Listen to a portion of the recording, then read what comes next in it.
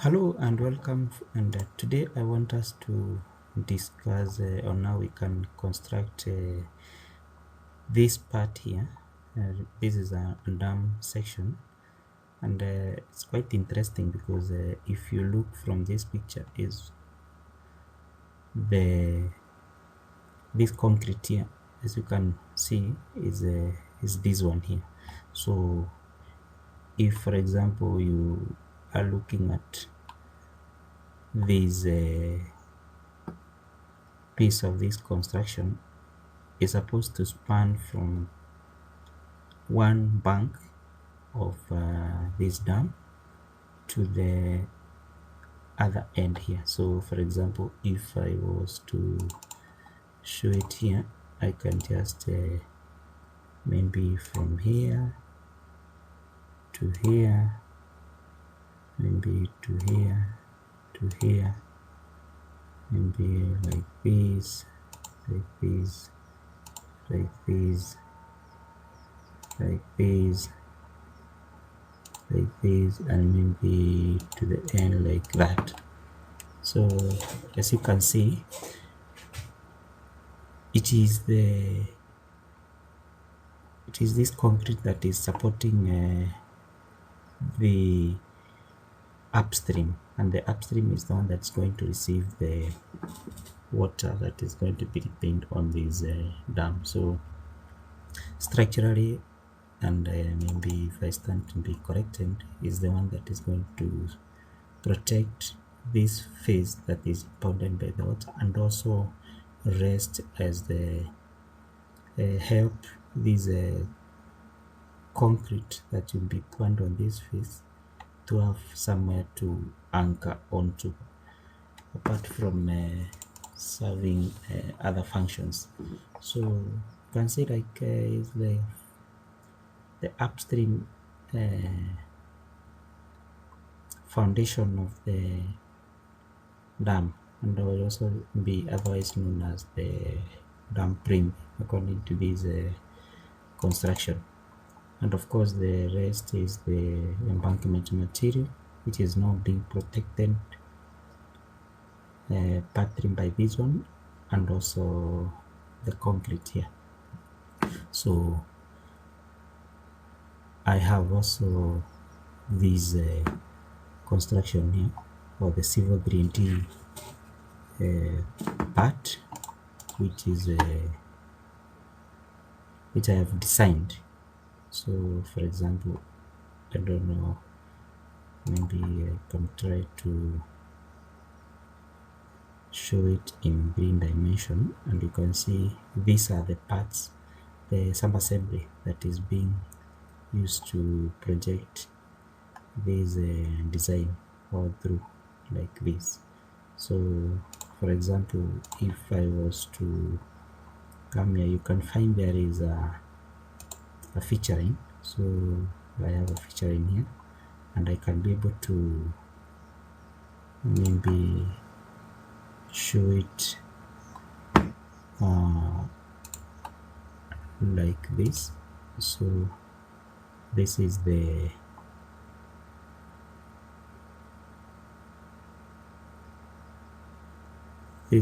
prim, and together with this concrete, and that is the path that has been defined, as you can be able to see from the line that I have traced on the photo that I have on this part of this project.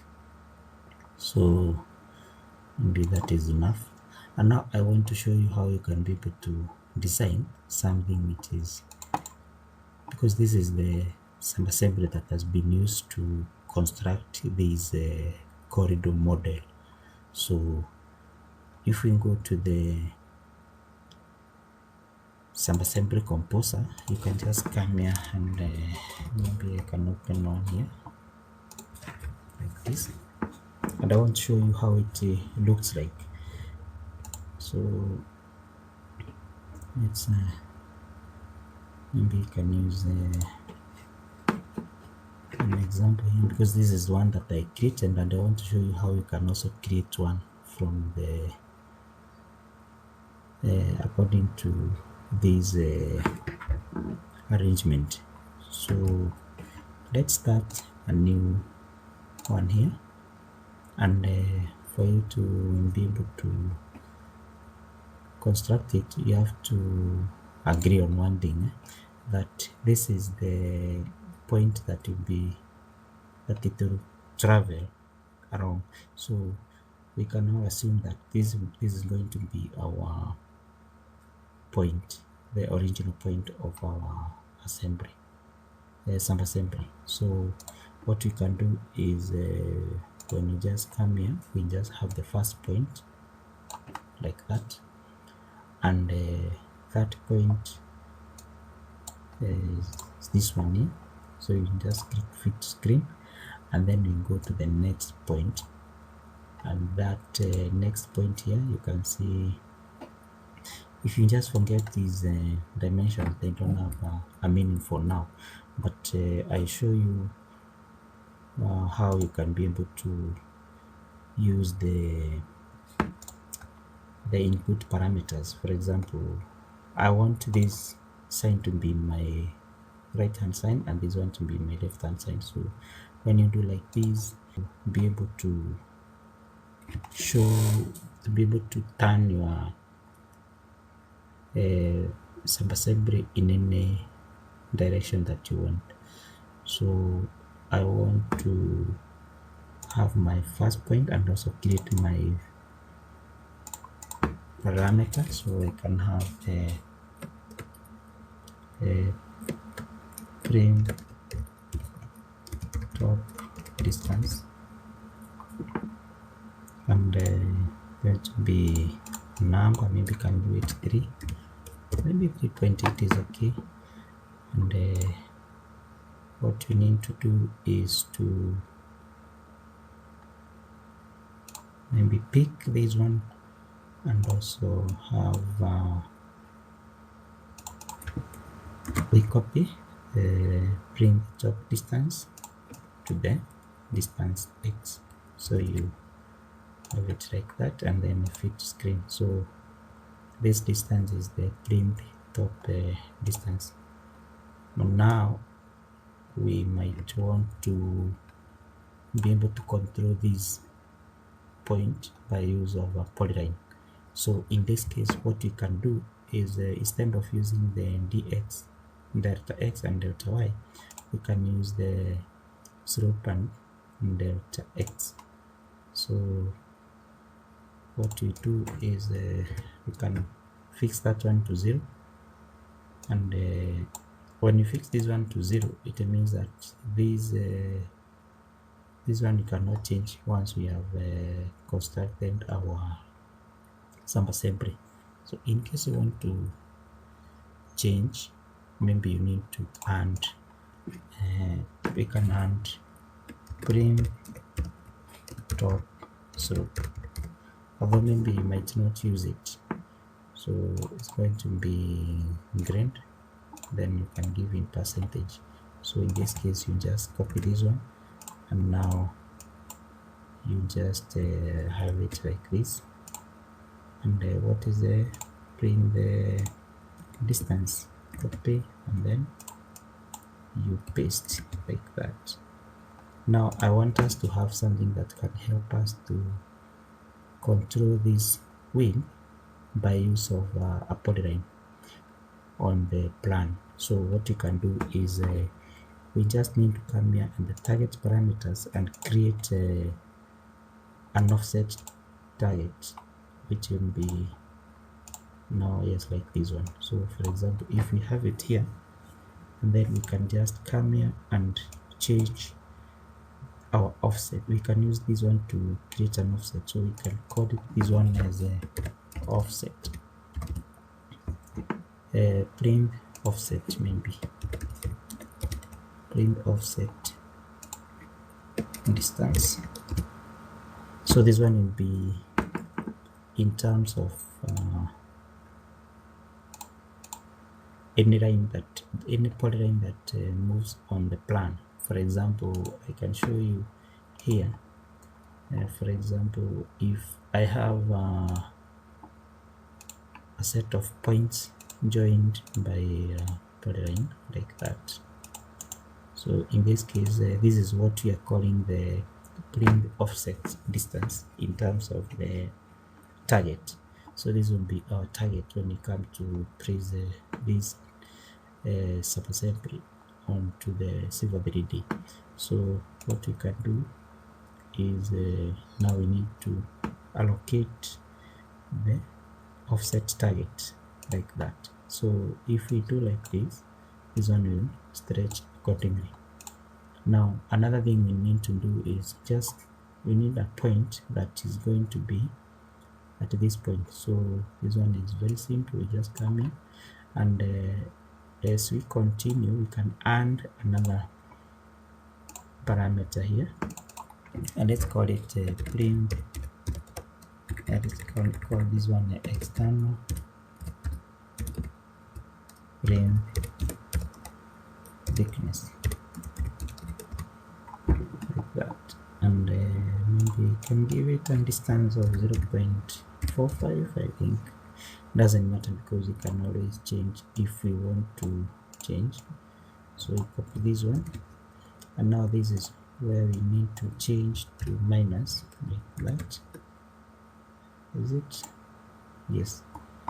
And remember it is delta x and delta y, so it means this one we can just leave it the way it is because you don't want to be, just want it to be vertical. So that is one thing. Now what else is remaining is for us to get another point somewhere here, and then I think we'll be almost done. So we can just come here and have a point here, but now we need to create another parameter here and call it Plinth bottom distance. Remember, you should not have spaces inside when you are typing the parameters. So let's give it like 6 meters, doesn't matter. So this one we want the bring the bottom distance, copy, then it should be x, so it should be negative, then paste like that. Okay, now we need to have a point here, so that this point is like what you have here.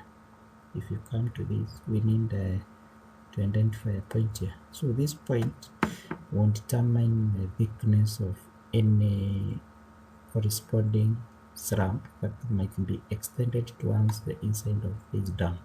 So what we need to do is just to have some random thickness here, and that random thickness we can just add. So we just come here and pick a point. Maybe you can just pick together with its link, then you can change later. So we want it to start from P4, and then we need to create a parameter and then call it Plinth internal thickness like that, and then you can give it like 3.3. okay, so bring the internal thickness, copy, so it should be negative, no, it should be positive because you want to move up like that. Okay, and now what you need to do is to find out, we need to get some information from this drawing here, which is this rope, so that you'll be able to get some connection here. So we need to create a random point somewhere, and that random point will not be seen when we take this drawing to is sub-assembly to the AutoCAD Civil 3D. So what you need to do is just get an auxiliary point like that, and then this auxiliary point will be from P1, not P5, because now you want it to move like this. And before we do that, we need to have a dumb face slope, and then we can use I don't know if we use the grade. No, grade is going to give us a percentage, but we want in slope. So let's do 1.4. I will use 1 like that. So we need this one to be slope and delta x. We can always change if we not sure. And yes, it is slope and delta x, because the slope now will be what we will now be able to copy here. So down face slope, so we copy, and this is the slope like that. And now you don't want it like that, you want it facing like that. We can also change this direction because we are going to the negative sign, so we just do negative like that. So we have our auxiliary link. So what else we need to do is to add another auxiliary point, and that auxiliary point will be from this point and now come and intersect or meet this auxiliary link, and we need to be able to insert a point here. So what we can do is we just need to do the same slope and delta x. And now what is the link? It is the down face slope, but we need to be inverse. I think I say 1 divided by like that. But where is that point? It should be from P5. Yes, like that. So now we have been able to find this point. So in this case, we don't care how much is this distance, because it will always be moving. So that is one thing. So the next thing is just to come here and drag an intersection point, and that intersection point is between two links. So which are these two links? It is AL1 and AL2, I think. Yes, it should be. So AL1 like that. Now we have a point here. Okay. Now we go ahead and create a point, and that point is determined by we have a line here like this, but we also need we can have a point here. So we need a point here, and this point is to determine the you can be able to use it to determine the size of this ramp, and this ramp goes all the way to the top.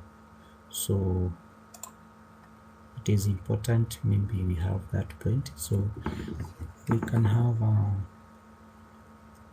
point, and that point will be from P6 like that, but we need it to have it will be angle and we need it to be at an angle, but from angle and at a slope. So an angle at a distance, angle at distance, so like that. Now if it is like that, now we need to define the angle. So the reference point is P1. Of course it is from here to here, and then how much is the distance? Now we need to come here and have a slump, slump thickness like that, and this slump thickness we can put it, for example, 0.4. So it's not very important to have it so the distance will be like that, slump thickness. And what is the angle? The angle will be, should be the same as the down face loop, like that. See what happens.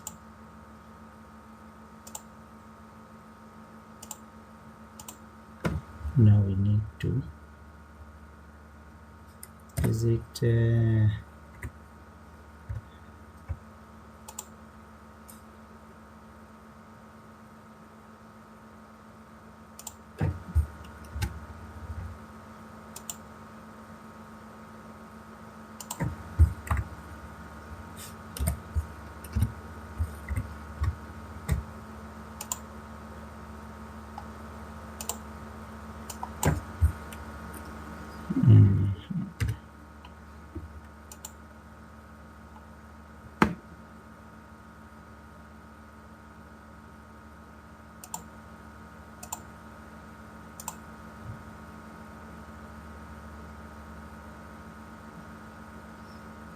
we need to be able to identify this angle. Maybe, I don't know if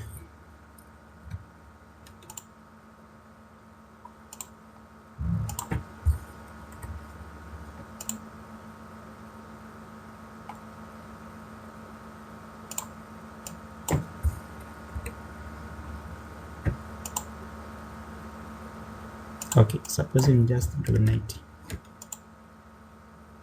Okay, so it is the same, so we can just because it is normal to this one, of course it is 90 degrees, so we can just do like this, and then have our point like that. Of course I was trying to imagine how we can also be able to work with the same with these parameters. So after we have done that, we need to be able to get a point, and that point is the reference point of our Plinth, and it is usually, we can be able to use it to be able to locate a point here, just like what we have in this case here, because this is an important point that cannot be able to connect to this one, and then we be able to direct the bottom point of the slab. So what we can now do is when we come here, we can have a point, but now this point, we need to first of all have an auxiliary point, maybe together with its auxiliary link. Now we want it to be at slope and delta x, slope and delta x like that, and the slope will be in down face slope. Copy,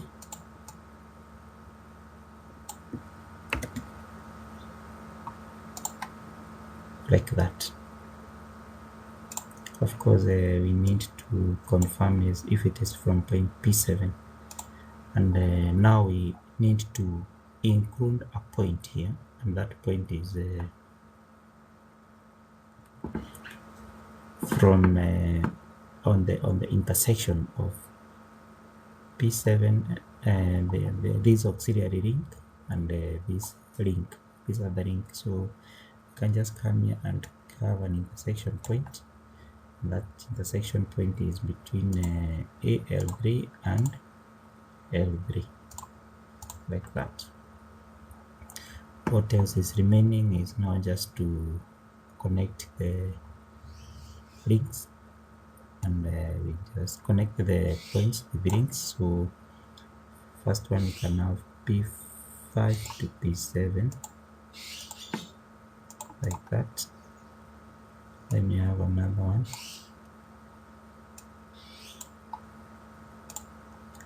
P7 to P6, like that. And then the last one will be P6 and P1, like that. Now we have a closed polygon. So what we need to do is just add another item here, which is a shape, and the shape is the one that will generate any solid volume, or you can use it to calculate volume from the design here. So we need to give it a name, and in this case we just create a code here and name it concrete. Of course you can name it according to the material. So this one is going to be a string. So we come here and hit concrete, like that. And now we need to allocate, like that. So just come here, we copy concrete and paste here on the shape code, like that. So if you want to see the name, we just click the code. Yes, the codes. So is it concrete? Yes. And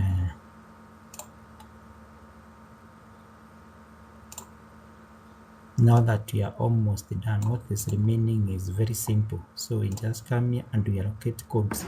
Why we allocate codes is for us to be able to connect and have our be able to take these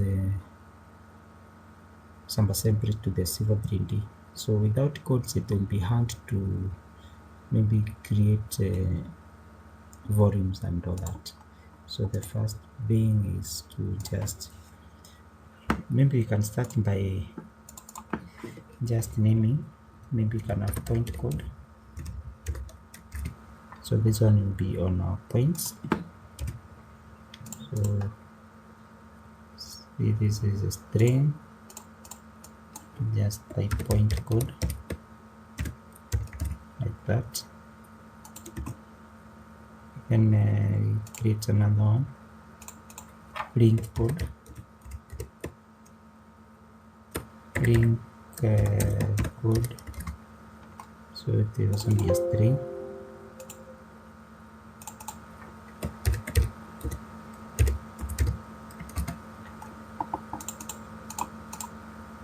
Like that. Link code.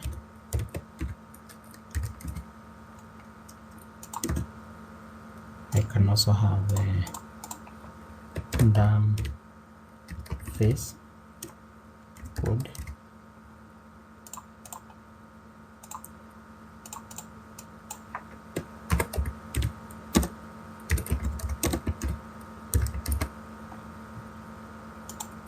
And also you can also have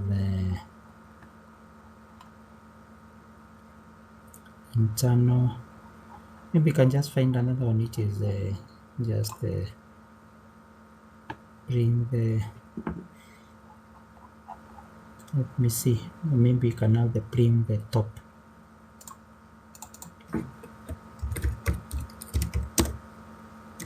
Bring top code like that.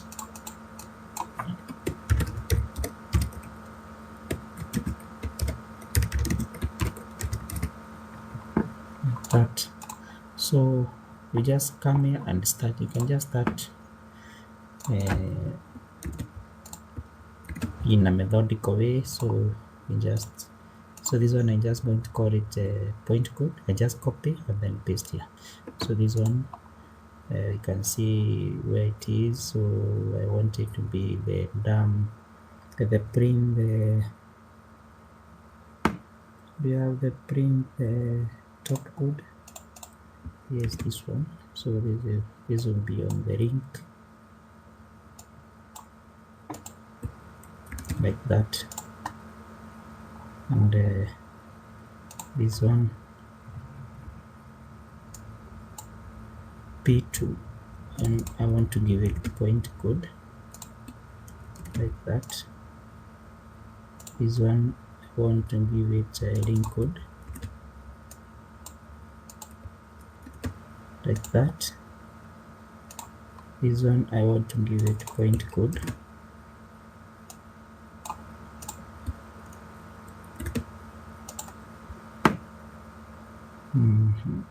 this one I can call it a reference point code. Maybe I'm not sure. Reference code or reference point. So we just make it a string, call it a reference point. You can even call it a print reference point. So just copy and then it is that point, do like that.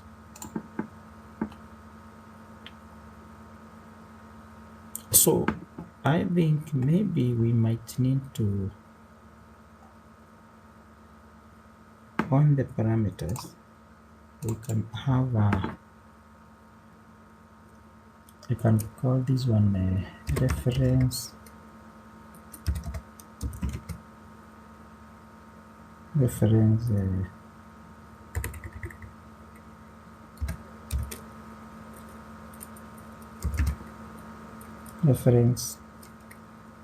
down, no, reference face slope. Maybe you can change this one to slope like that, but now just copy this one and then paste like this one, because we don't want this and this to be controlled by one slope. Okay, so we can change this one and we want to copy this one here and do it like this. Nothing changes, but now what happens if we change this one to 1.44? You see this point keeps on shifting, and it can shift so long as we don't want to have this one running in parallel directions. So we can also have this one different, or you can just have it independent of this slope here. So like that. So that is one thing I just wanted to check. Another thing is this one, you don't need a code.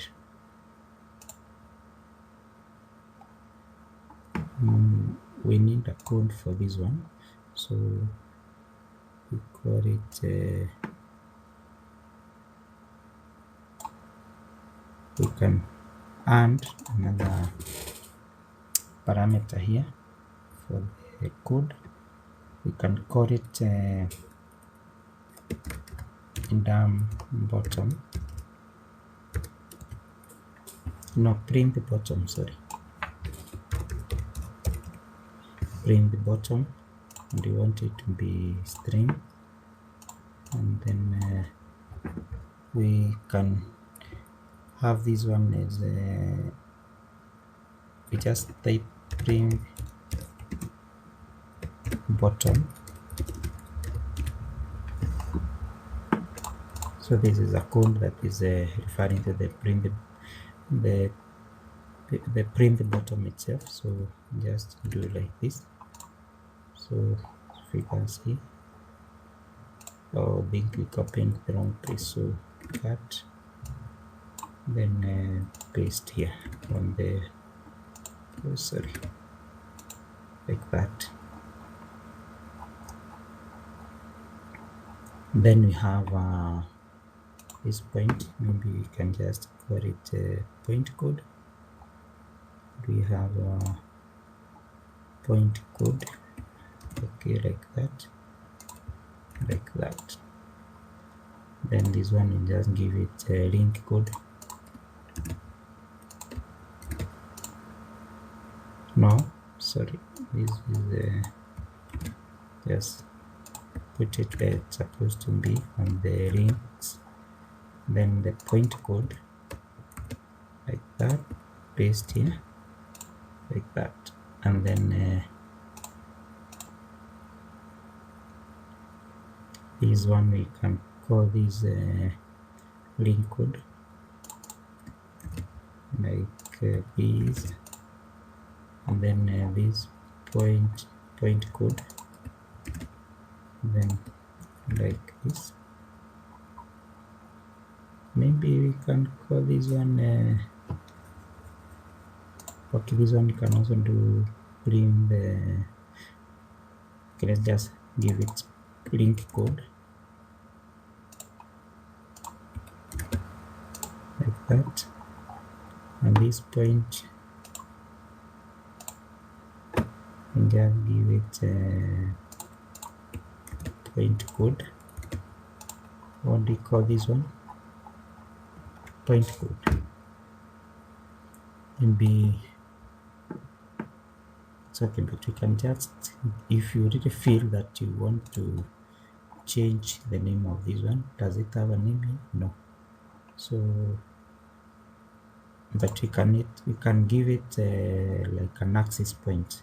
So you can just create one here, give it a name, print access, like that. Then it's a string, print access, or exit, okay, like here it's a string, print access. So whenever you are coding, make sure that you give names that you can be able to locate quite easily, and then you avoid the confusion when you are making the codes. So I believe, okay, this one you haven't done. What is it? It is the dump face code. So we'll do like that. We copy and paste like so. So I think this one is almost complete. So we can give this one a name. You can call this one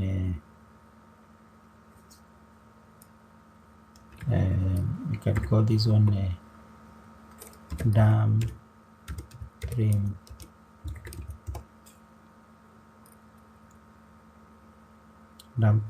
subassembly.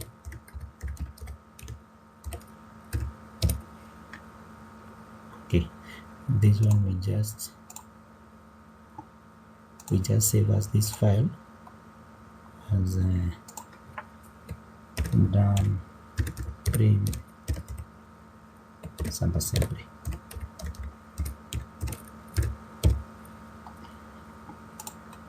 And we also need to check whether our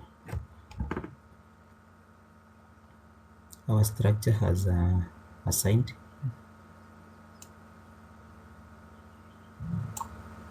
We don't have assigned, so we need to be able to, maybe we can call this one the right one.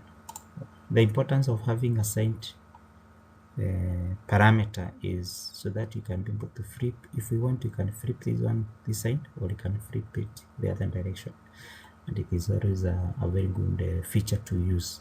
So let us see what happens. For example, as we change this one, you can see this one will just adjust by themselves like that. For example, let's change the sample thickness to 0.2. You see, this one will always move. And let's change the, let's say change the internal print internal thickness. Maybe you can change 0.5, I think. Of course, it is going to adjust as you keep changing the parameters. So I think you can now save this file, save as, and I think dump print some assembly, save, yes, and then where is it again? I need to be sure. Yes, it is saved in my documents. Okay, so we just close this one, and now we come here. So what we need to do, we want to delete this one, and what we are going to use is this feature line, and this feature line is just a very simple line converted to feature line. So let us now create our assembly here. So we just come to the assembly here and then create, let's call it print assembly, like that. Don't worry about the cones, maybe.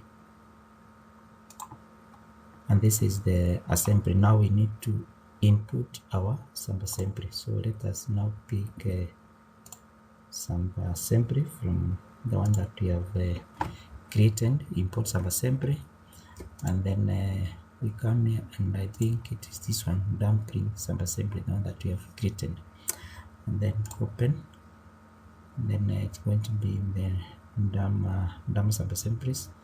So I think it is, and this is the one, dumping sub-assembly. So we come here, and now we want to insert it here within this marker, like that.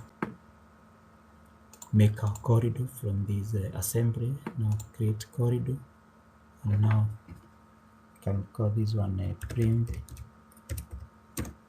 exercise,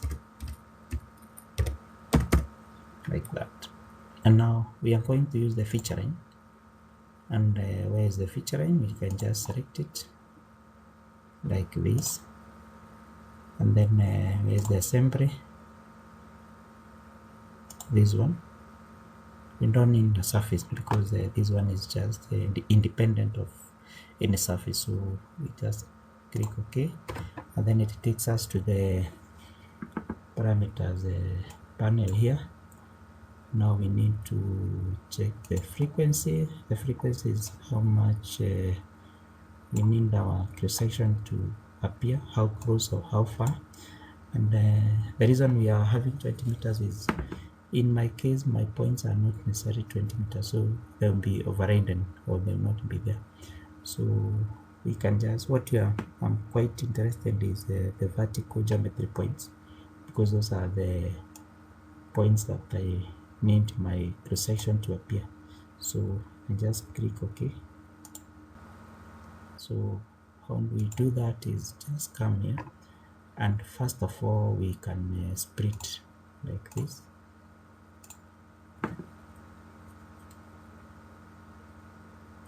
You can split and wait for it to update. Then we do the same here.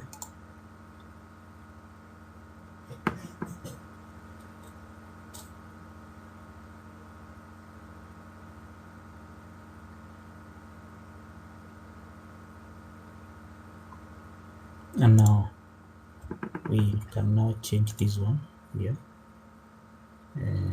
We can edit the frequency like that, and then we make sure that nothing, we've been displaying everything which is yes to change to no, like that, and then okay. So this one is now showing, will now give us as if we don't have anything here. And then maybe we can also, maybe we can push it a little bit here like that.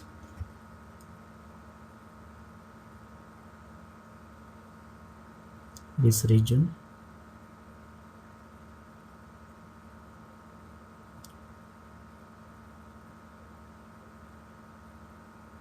And now we want to introduce some few, we can have only crossings that are not crossing one another. So first of all, maybe we can just try to trace this one here.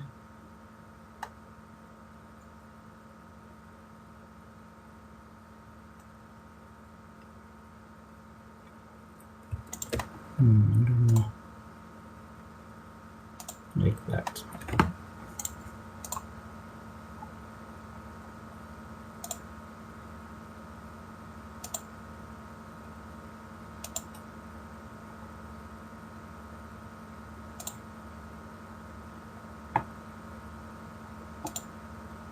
Now you want to,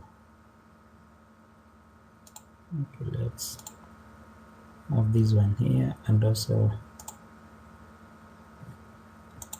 endpoint, shift right click like that. Now we can just offset this one through like that, so we can see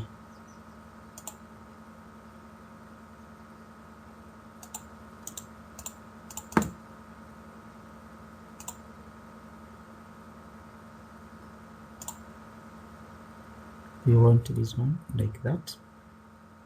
And then maybe we can also try to just create only the ones that you want.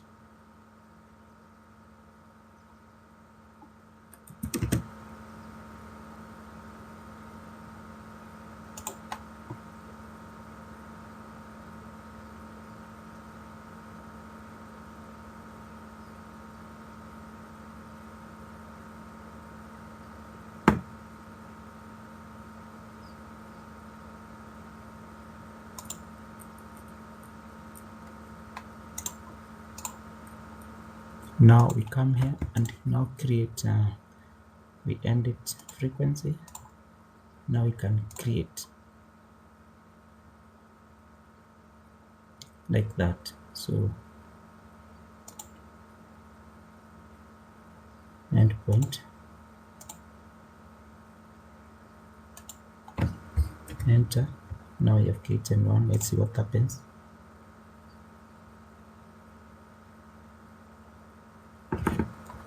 You see, we have been able to reduce the number of crossings here.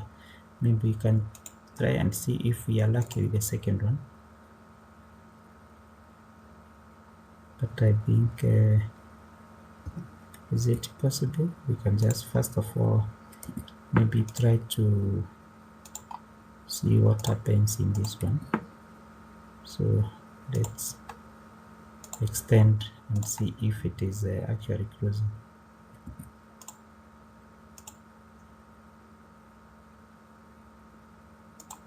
And maybe we can be lucky, so we just come here and end it our frequency like that, and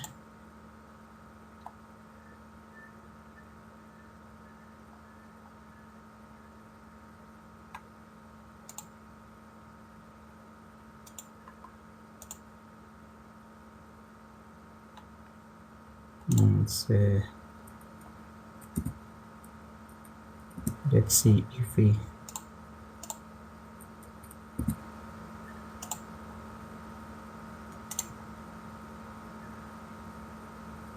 end it frequency and like that.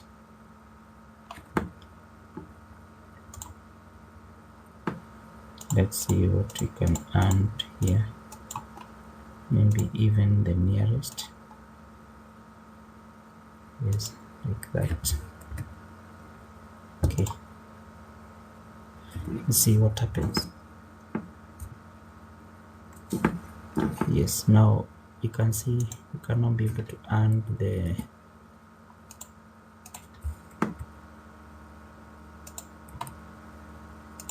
specific crossings, but the reason why this is happening is because this one is in a no quant point, which you can just, if we just move it a bit, then maybe we can be able to save ourselves these kind of issues. So after we are done, we can now generate solids from this one. So we just go ahead, extract solids, and we want it from all the regions. So go next, because if you go to here, you can see we have selected everything. Go ahead like this, and then we don't want to, we just want it to be into the current drawing. We don't want to have it in an existing in another drawing or in a new drawing. So go ahead and extract, and then you have to see that if you click the dynamic link, it means that whenever you change anything on the design, this 3D solid will also change, which is a good feature. So we go ahead, extract the solids, and I think what you have here is now the solids. So let's see, I can just pick one and view how it is looking like, and you can see now we have created a solid. So this one can be used to calculate volumes, and maybe it is also easier to model by to make the 3D design without having to model this one a piece by a piece. So thank you very much for your time.